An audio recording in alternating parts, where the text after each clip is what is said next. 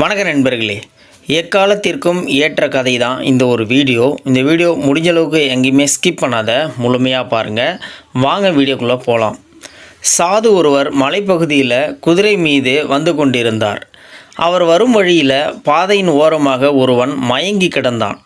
அவனை கண்ட சாது குதிரை மேலிருந்து கீழே இறங்கினார். அவனை அசைத்து பார்த்தார். அவன் அசையாமல் கிடக்கவே தனது குதிரையின் பக்கவாட்டில் தொங்கிய குடுவையில் இருந்த நீரை எடுத்து அவன் முகத்தில் தெளித்து வாயிலும் புகட்டினார். மயக்கம் தெளிந்து கண் விழித்த அந்த நபரை மெல்ல பிடித்து தூக்கி குதிரை மீது ஏற்றினார். குதிரை மீது உட்கார்ந்த மறுகணமே அவன் அந்த குதிரையின் கடிவாளத்தை உலுக்கவும் குதிரை தடதடவென்று பறந்தோடி மறைந்துவிட்டது.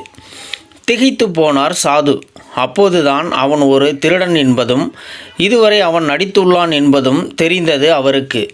குதிரை இல்லாததால் இரவு முழுவதும் மெல்ல நடந்து வீட்டை அடைந்தவர் சில தினங்கள் கழித்து சந்தைக்கு குதிரை வாங்க போனார். அங்கே குதிரைகள் விற்கும் இடத்தில் அந்த திருடன் இவரது குதிரையுடன் நின்று கொண்டிருந்தான். சாது மெல்ல சென்று அவனது தோலை தொட்டார். திரும்பி பார்த்த திருடன் பேய் அறைந்தது போல் நின்றான்.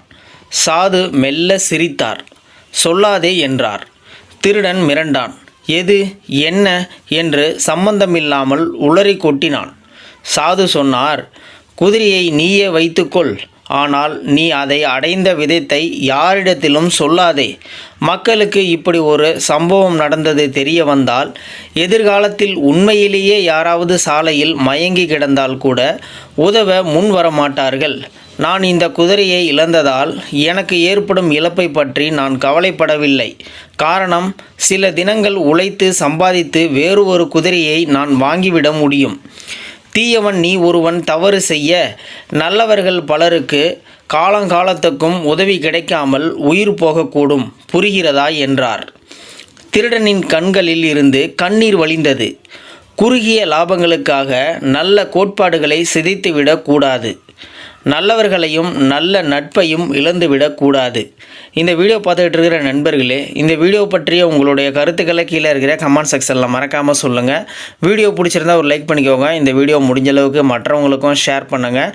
இது போன்ற வீடியோக்களை நீங்கள் தொடர்ந்து பார்க்கணும் அப்படின்னு நினச்சிங்கன்னா நம்ம சேனலை சப்ஸ்கிரைப் பண்ணிக்கோங்க.